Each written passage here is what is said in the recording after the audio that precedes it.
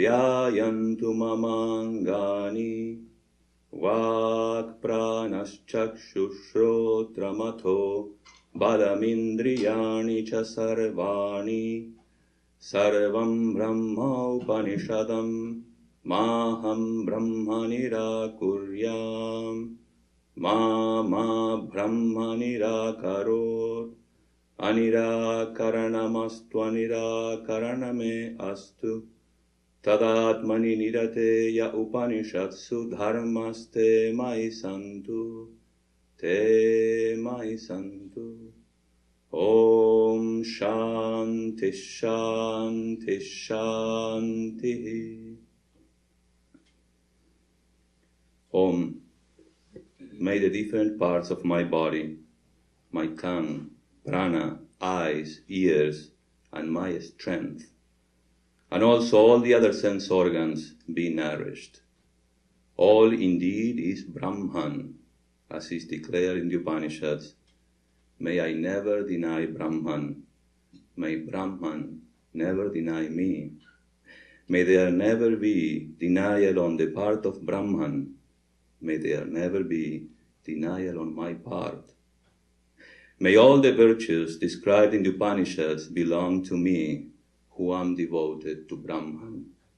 Yes, may all belong to me. Om, peace, peace, peace. If nothing saves us from death, at least love should save us from life. If nothing saves us from death, at least love should save us from life. That which does not die cannot live.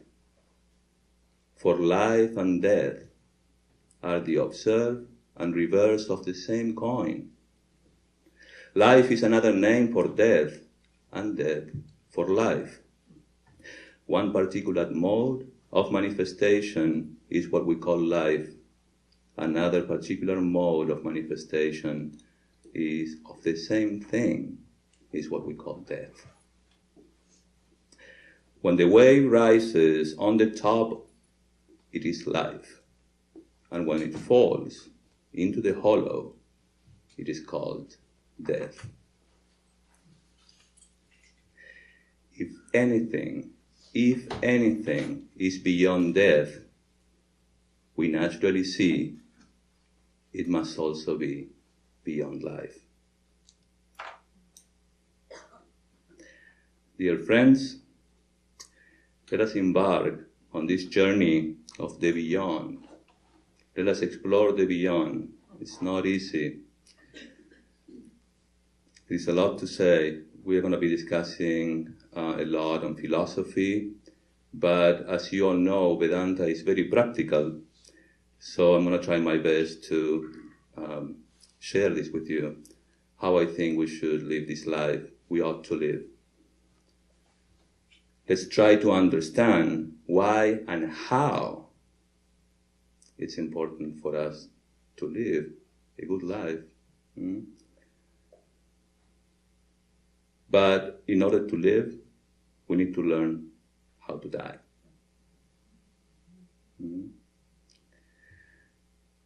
Vedanta, this philosophy of life, this way of life, demands from us proper understanding about the message of the scriptures and how to make it manifest in our lives. The whole Vedantic teaching is about understanding our identity with the divine consciousness. It's called Brahman, the absolute reality. Brahman is the total Godhead. It can never be defined or expressed in words. Brahman, it is said to be Sat Chit Ananda, existence absolute, knowledge, consciousness, awareness, absolute, and bliss, absolute. Brahman cannot be said to exist. Brahman is existence itself. Being absolutely present, Brahman is within all creatures and objects. It's everywhere. Thus considered, Brahman is called Atman, a term of convenience. The Godhead is present in man, and when we refer to this Brahman in man, we call it Atman. The truth of the microcosm and the truth of the macrocosm are non-different. They are one and the same. The soul, our soul, the soul is a circle whose circumference is nowhere.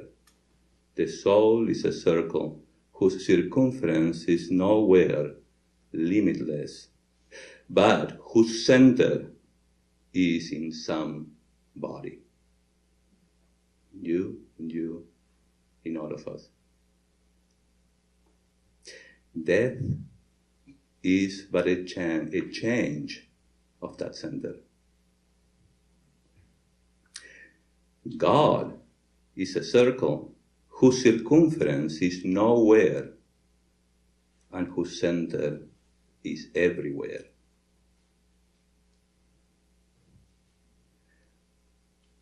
When we can get out of this limited center of body, we shall realize God. We shall merge in our own self, capital self. In our scriptures, there are many statements which reveal this oneness. These are called Mahavakyas, for those who are familiar with these terms. Mahavakya is a statement which reveals the essential oneness. The principal ones are Prajnanam Brahman. Brahman is the supreme knowledge. Prajnanam Brahman. Brahman is the supreme knowledge. I am Atma Brahma. Atma and Brahman are the same. The celebrated one, Tattvamasi. That is what you are. Sarvam Khalvidam Brahma. All this is Brahman. Aham Brahmasmi. I am Brahman. I am divine. The analysis of these statements is called Mahavakya Vichara. This subject is popularly called Atma and Atma analysis. I'm going to need your attention. This is important. Atma and Atma analysis. The subject is popularly called, as I said, Atma and Atma analysis. Even though an individual appears as one entity, in reality, he is a mixture of two parts. When I use the word I, there are two aspects, so well entwined as though like milk and water. Every individual is an intimate mixture of two parts, so intimate we don't perceive the parts. One is Anatma and the other is Atma. In English, we call it matter and spirit or consciousness. Consciousness and matter put together is what we call Jivatma. Atman identified with the body-mind complex. What is consciousness? Consciousness is not a part, product, or property of the body. Consciousness is an independent entity which pervades the body and enlivens it. Consciousness, which is independent of the body, is not limited by the boundaries of the body. It is not limited by the size of the body, color, or gender. They all belong to the body, but not to consciousness. Consciousness, which is independent and boundless entity, continues to exist even after the disintegration of the body. If it is not destroyed even when the body is destroyed. Consciousness is not destroyed even when the body is destroyed. Consciousness is not limited spatially or time-wise. Everyone is a mixture of chaitanyam, consciousness, and body-mind complex or matter. Now, what about that we call God? Just like human beings are a mixture of consciousness and matter, Brahman, the ultimate reality, considered in relation to this universe, this is important, considered in relation to this universe, he is regarded as the personal God. We call it Ishvara in Sanskrit. Ishvara is also a mixture of two principles. Brahman, being the absolute, is beyond all action. Therefore, Brahman cannot be said to create or destroy. It is Ishvara, the Godhead, Brahman united with his power, who creates this universe, preserves it, and dissolves it. Brahman's power can no more be separate from Brahman than the heat of fire can be separated from fire itself. The conception of Ishvara represents that all the human intellect can know of God. This conception of Ishvara I just described represents all the human, at the human intellect level, all we know about God. The power of Brahman is called Prakriti, is the basis of all mind and matter. Mind is also matter. It is subtle matter. Like energy, which is, again, subtle matter. This power is also called Maya. Prakriti, the power of Brahman, is also called Maya. Prakriti, the heat in the fire of Brahman, is called Maya.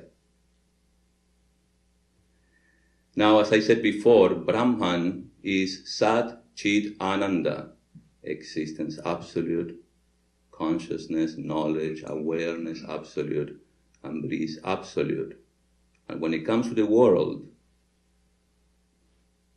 the Shakti power is called Nama and Rupa, name and form.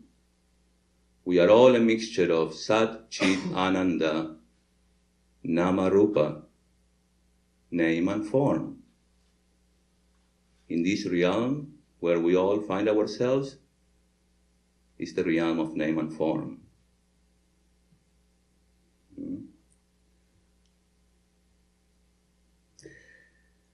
Now, what is Maya, again, in the words of Swami Vivekananda? He explains it very beautifully. He says, the mother is nursing a child with great care. All her soul, her life, is in that child.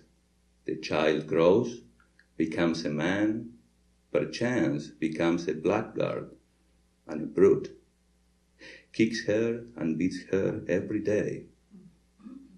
And yet the mother clings to the child, and when her reason awakens, she covers it with the idea of love.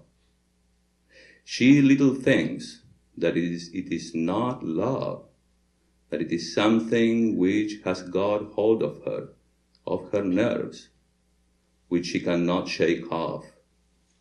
However she may try, she cannot shake off the bondage she is in. And that is Maya. Then there is this tremendous fact of death.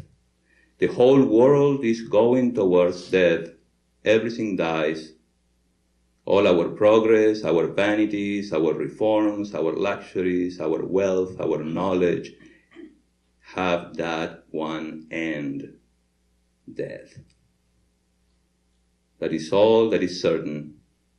Cities come and go, empires rise and fall, planets break into pieces and crumble into dust, to be blown about by the atmospheres of other planets.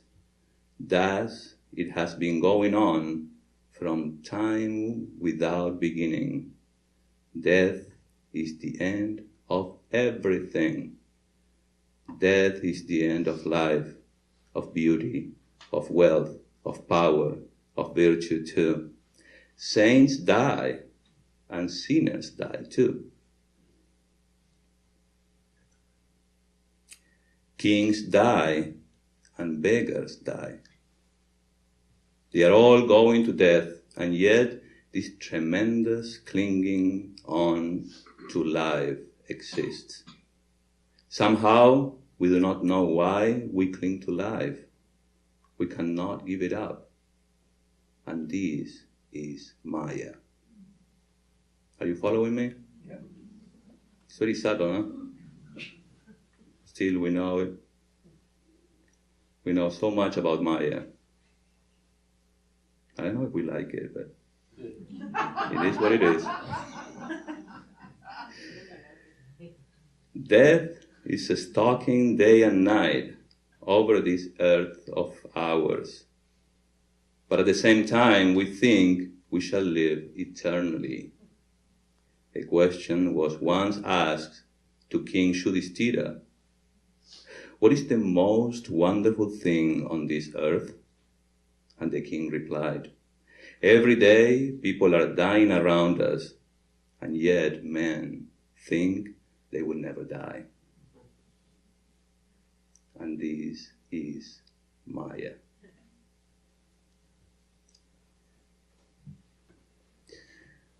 We can clearly perceive, sense this power working on all of us, the whole world, in our bodies, in our minds. Everything that is subject to change is Maya. Maya is not a theory for the explanation of the world. It is simply a statement of facts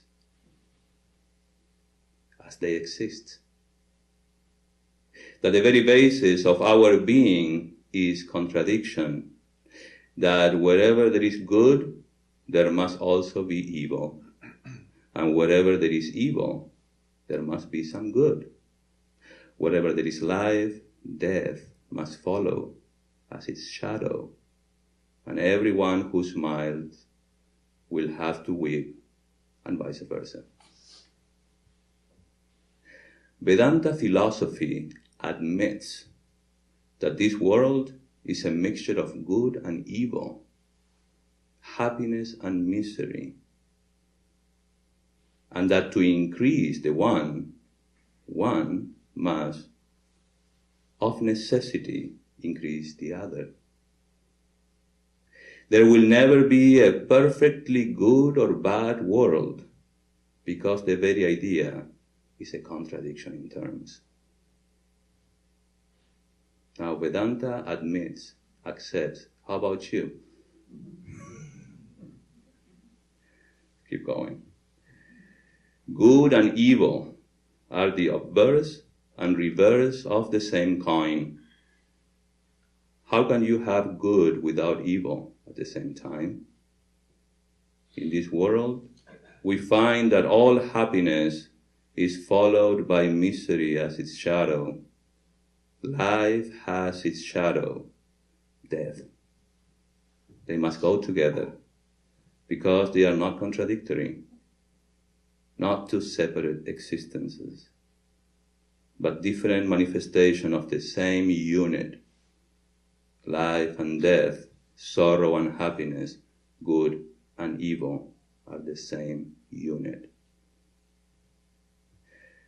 The dualistic conception that good and evil are two separate entities, and that they are both going on eternally is absurd on the face of it.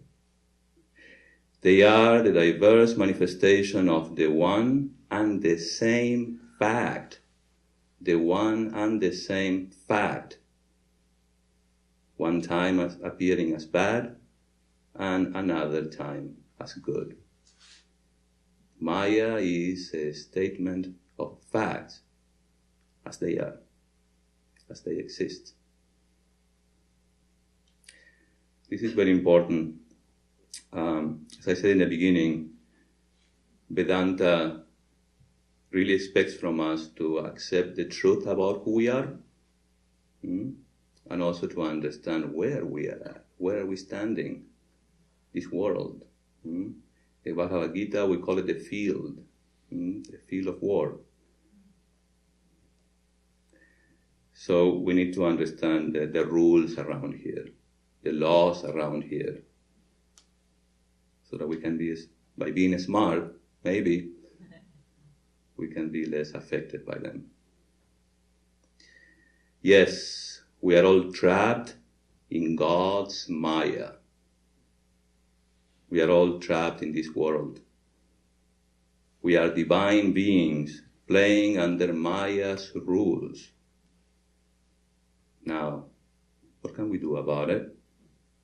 How can we go beyond nature? But he who knows the secret of nature, seeing that, capital that, which is beyond nature, through the help of nature, he crosses death, and through the help of that, which is beyond nature, he enjoys eternal bliss. Now this is very important.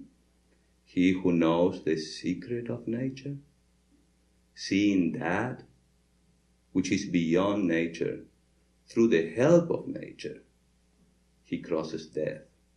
And through the help of that which is beyond nature, he enjoys eternal bliss. Ignorance is death. Knowledge is life. Life is of very, very little value if it is a life in the dark, groping through ignorance and misery. Spiritual knowledge is the only thing that can destroy our miseries forever. We all want freedom. But within Maya, so far as this law of time, space, and causation exists, there is no freedom. The only way to freedom is to go beyond Maya, her law of causation. Freedom, immortality, blessedness, all depend upon the soul being beyond the law of causation. Depend upon the soul. Who are you? Being beyond the law of causation, beyond this Maya. This being, this Atman, this real self, capital self of man, the free, the unchangeable, is beyond all conditions, and as such, it has neither birth nor death. You following me? Without birth or death, eternal, ever existing, is the soul of each and every one of us. Without birth and death, eternal ever is our soul.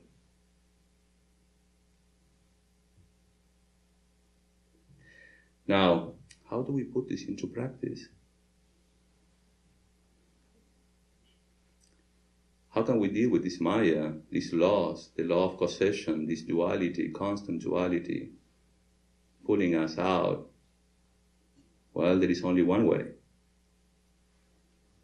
We need to learn to accept the rules of the changing world.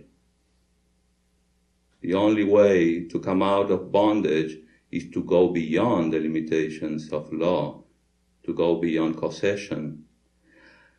Ask for some other boon, said Yama, the king of death. In the Katha Upanishad, there is a beautiful story, an illustration about a kid who was sent to Yama, the king of death. I'm not going to tell you about the details, but Nachiketas was his name. He was very, very smart, very intelligent. He was special because he had Shraddha. Shraddha means faith. Now, what is faith? Is that intuitive understanding about the truth. He had that. So he was sent to Yama, smart boy, Yama, the king of death. He knows the secrets of life and death. So he asked Yama, please tell me all about it. This is what Yama says. Ask for some other boon. Ask for a long life and 100 years. Ask for cattle and horses. Ask for great kingdoms. What happens to us? When we get a glimpse of this light, we love it. We see the light. We perceive, we intuitively understand the truth. And then Maya comes with his great kingdoms, cattle, fortune, horses, you name it. Do not press me to answer this, says Yama. Whatever man desires for his enjoyment, ask all that, and I will fulfill it. Choose sons, grandsons, who will live 100 years, herds of cattle, elephants, horses, and gold. Choose a vast territory on earth, and live thyself as many years as thou desirest. Whatever objects of desires are difficult to get in this world of the mortals, do thou ask for them all according to thy choice. These fair damsels, along with chariots and musical instruments, ask not again anything about the secrets of death. No, sir, said the boy. All these are most transient. O death, they wear out the vigor of all the senses of man, and the whole span of life is but short. So keep thy horses, dance and songs for thyself. Man never gets satisfied with wealth. Therefore, tell me the secret about the great hereafter. I do not want anything else. That is what Nachiketa wants, the mystery of death. Then the god of death was pleased. Jnana, knowledge, prepares the mind. So you see here that the first preparation is that a man must desire nothing else but the truth. What is our situation? You analyze it. We should want nothing but the truth. We should be able to say no to all these temptations of life. Now there is a way. I'm coming to that. Don't be frustrated. Otherwise you will all walk out. So, you see here that the first preparation is that a man must desire nothing else but the truth, and truth for truth's sake. See how this boy rejected all these gifts which death offered him, possessions, property, wealth, long life, and everything he was ready to sacrifice for this one idea, knowledge only and truth. thus alone truth come. The god of death was pleased.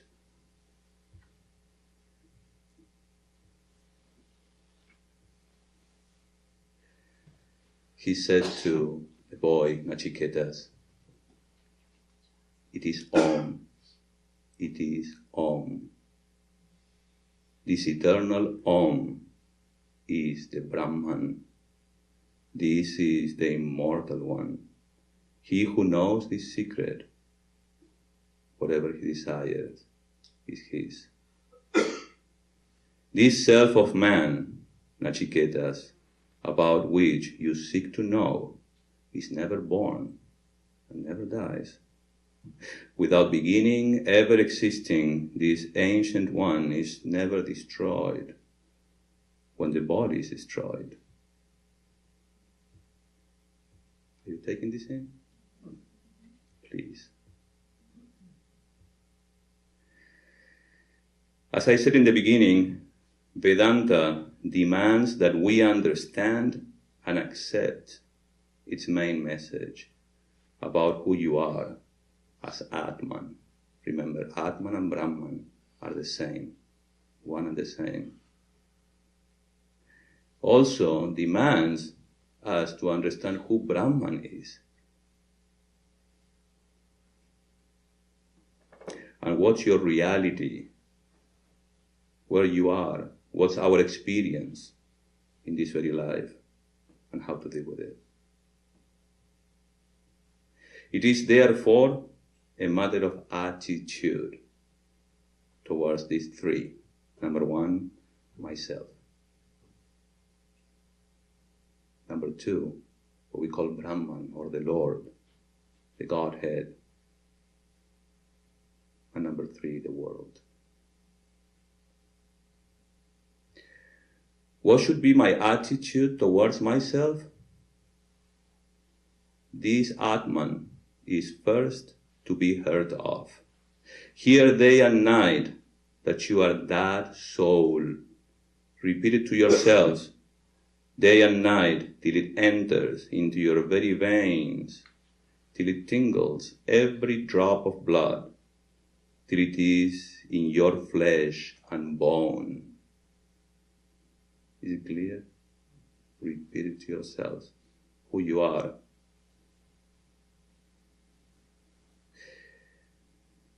Let the whole body be full of that one ideal.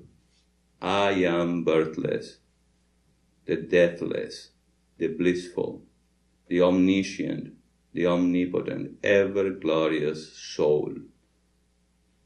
Think on it day and night. Think on it till it becomes part and parcel of your life, till it becomes natural. Meditate upon it. And out of that will come genuine work. Out of the fullness of the heart, the mouth speaketh.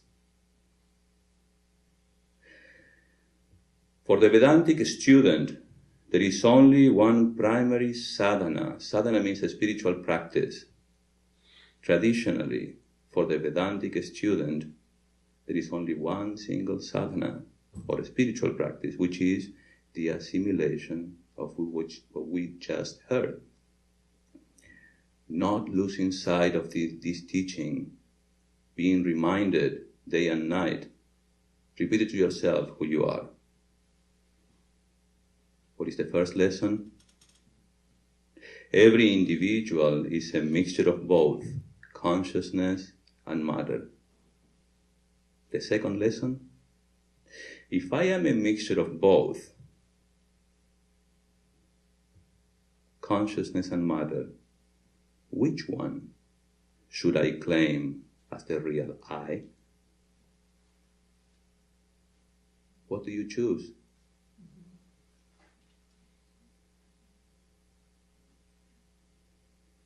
The third lesson, what is the essence of Vedanta?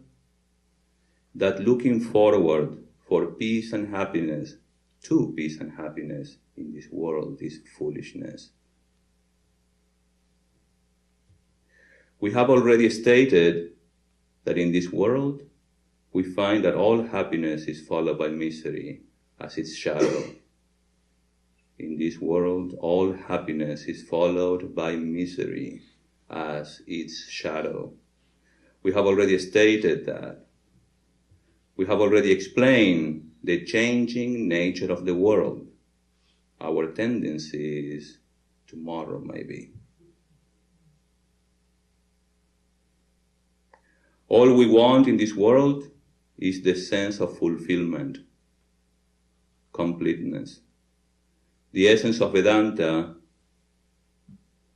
is, if there is happiness, it has to be here and now, as my own very nature. Sat Chit Ananda, existence awareness. Are you aware? Are you listening? That's the test.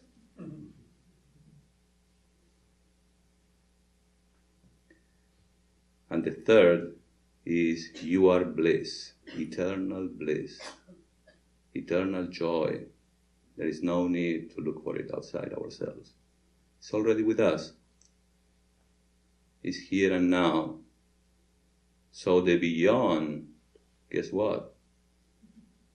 It's here and now. That is how we go beyond life and death.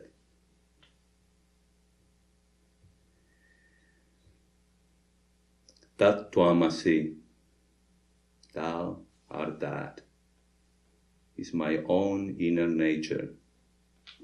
If at all I have to practice it, should be to be, if at all I have a practice, it should be to be reminded of this knowledge, that I am the capital Self already.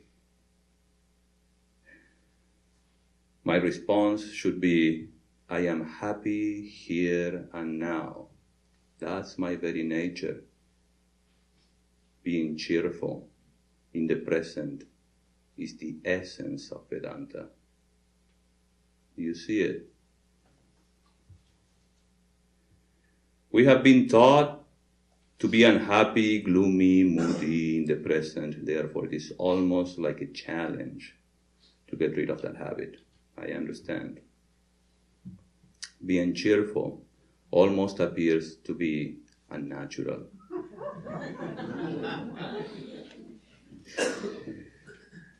Whenever there is a tendency to postpone my happiness, I should remind myself about my inner nature.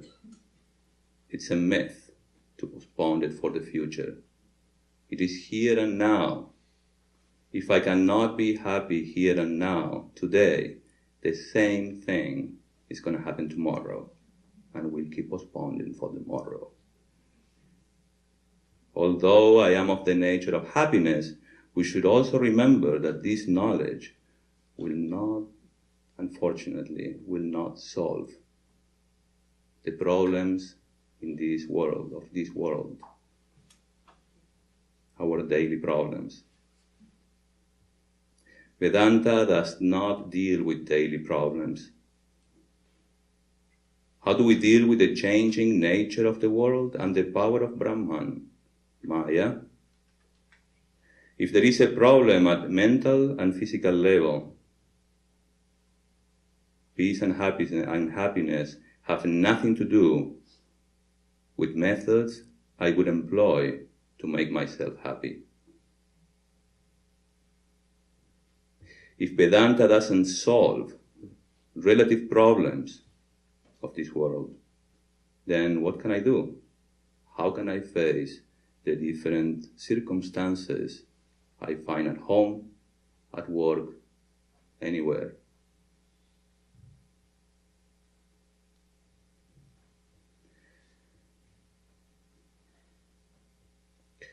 What happens to us is that we have the tendency to mix up these worldly problems with peace and happiness. You know, if the things that I want come to me, then I'm happy. The things that I do not like come to me, then I'm gloomy, I'm happy. So, what should we do with regard to the daily problems? There is only one solution only. Most of us will feel a little disappointed, maybe. But there is only one solution, and the solution is effort. We need to make efforts. Knowledge will not solve these type of problems. We can divide these problems into two. The fact of life, some of these problems cannot be solved. For example, the death of a body cannot be solved. It is impossible to try to get rid of this problem. Certain physical limitations that have no solution, congenital diseases, where you simply need to learn to live with them. Here, worrying over facts does not solve the problem. There is only one thing to be done: acceptance. Accept it. It is the law.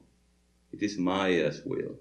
It is the power of Brahman. For some reason, it is before us. We are all here to learn, to experience, to free ourselves. So we all go through different experiences and circumstances. Maybe because we need to learn. And the best attitude is to accept it.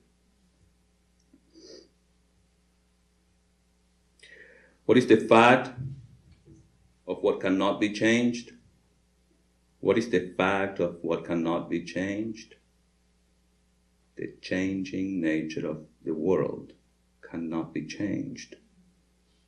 Therefore, if that cannot be changed, what is that I need to change? My attitude. I change myself, little self. These may require repetition. Repeat it to yourself. I should change my attitude. I should learn to be happy here and now.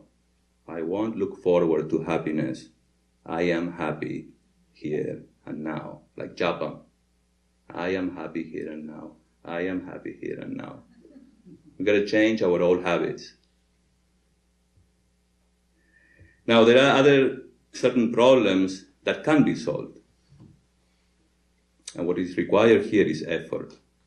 Something, for example, food restrictions, diets, exercise, efforts we make daily in our spiritual practices, daily sadhana. Worship the Lord cannot solve problems. Worship the Lord can only inspire us to make the required effort. Vedanta will give me objectivity. Devotion will give me inspiration, strength.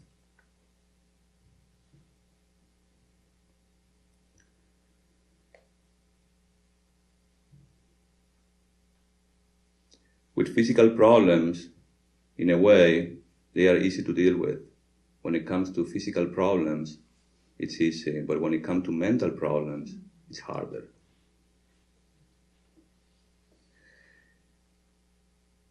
Mental problems come in the shape of negative thoughts, a wrong thought response, a habit. They come in the shape of kama, desire, lust, anger, greed, delusion, pride, jealousy. These negative thoughts, patterns, developed by wrong habits. These are negative thought patterns developed by wrong habits. To change thought patterns involves a very painful effort, since they also come accompanied by some kind of emotional frustration or guilt. So you see it? Effort to things that I can change, physical problems, emotional problems, mental problems are harder. And Vedanta acknowledges that. Inspiration should be united with effort. To change thought patterns, we need to make efforts. We need to be alert. Body and mind under the control of the human being himself. My thought pattern cannot be changed by any ritual, puja, or pilgrimage. Together with these practices, effort is required. Thoughts will come and go. It's us who allow them to take completely over our mind. Thoughts arise naturally due to the natural latent tendencies. We call them vasanas. But we have the freedom to acknowledge them. The continuation of a thought is due to my cooperation. Therefore, we should not cooperate. Our alertness will prevent them to turn into actions and words. The first rise of a thought comes because of my vasanas, natural tendencies, and is called sankalpa. When the sankalpa builds up, it turns into kama, krodha, desire, lust, etc. All negative patterns start with the first thought. All negative patterns start with the first thought. My decision should be, I should be alert all the time. It's a lot of work. The moment I'm sensing I'm getting angry, I should see it and counteract it with another sankalpa, another thought pattern, the opposite. I should ask myself, is this thought pattern beneficial to my life? Is this helping me to my spiritual development? Is this taking me towards unity? If not, we should reject it. Just like in nature, we should try to avoid cyclones, floods, hurricanes, earthquakes, tsunamis. There is nothing we can do. We should prevent and predict as early as possible. Prevention is better than cure. We shouldn't allow these thought patterns to reach their peak or hide. We should be alert at what we call the sankalpa, the third thought level. I cannot blame anyone for that. I cannot even blame God. For my tendencies, I have only to blame myself. When the negative thought has reached the saturation point, it will have to come out through my mouth or my action. We should never allow thoughts to reach that saturation point. This is taking care of our mind. Therefore, in all our actions, we have to judge whether it is making for diversity or for oneness. If for diversity, we have to give it up. But if it makes for oneness, we are sure it is good. So with our thoughts, we have to decide whether they make for disintegration, multiplicity, or for oneness, binding soul to soul and bringing one influence to bear. If they do this, we will take them up, and if not, we will have to throw them off like criminals. This is Swami Dhyanayogananda saying. Now, at last, what should be my attitude towards the world? There is a general misconception that Vedanta is a negative philosophy, a world-denying philosophy. This happens because our scriptures consistently condemn the pair of opposites and pleasures. But you should understand why. It's not that they condemn them. They demand you to be aware of the consequences. There is only one way to attain to that freedom, which is the good of all the noblest aspiration of mankind, and that is by giving up this little life, giving up this little universe, giving up this earth, giving up heaven, giving up the body, giving up the mind, giving up everything that is limited and conditioned. Now, we're sure we don't like this. If we give up our attachment to this little universe of the senses or of the mind, we shall be free immediately. Attachment. The only way to come out of bondage is to go beyond the limitations of this law, to go beyond causation. Now there is a lot more. I just wanted to convey the main ideas of how we can stay and remain in the beyond. It is possible. We just need to be alert.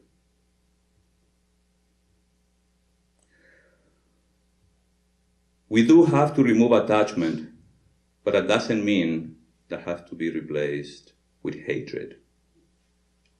The sign of Vedantic maturity is, I love the world very much. All this name and form, I appreciate the beauty of it.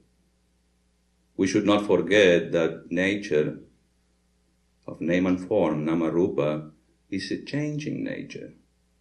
Enjoyment itself is not wrong here. Enjoyment itself is not wrong, but when that enjoyment invokes a limited I, then Namarupa, name and form, becomes dangerous because it is creating an inadequate I. And we cannot allow that to happen. Never, ever at the cost of my identification with who I am really. You are the pure one, awake and arise, Almighty One. This sleep does not become you. Awake and arise, it does not befit you. Think not that you are weak and miserable.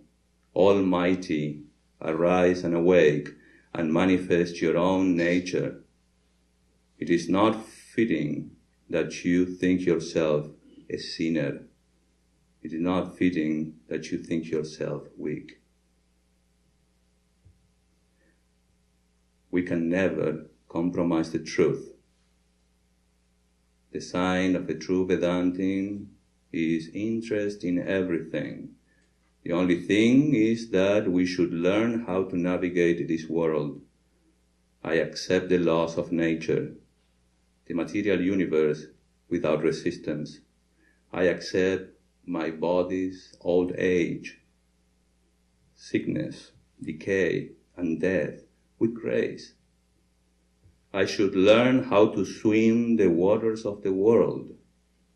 Without this knowledge, life is very painful. To be pushed into these waters without knowing how to swim is a source of sorrow. Now this is where we are at. We are all in these waters, struggling somehow to navigate them. But not to those who know how to move in these waters.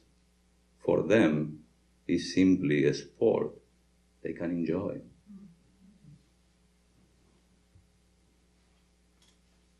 What should be my attitude at last towards God? Lord, give me the strength to accept things I cannot change, the courage to change the things I can, and the wisdom to know the difference. Let me accept what is inevitable. Give me a strength. According to our scriptures, God is not a person sitting beyond the clouds. God is defined as the invisible, all-pervading, intelligent principle in the universe, pervading all the laws, the cosmic network of laws which maintain the creation in rhythm and harmony.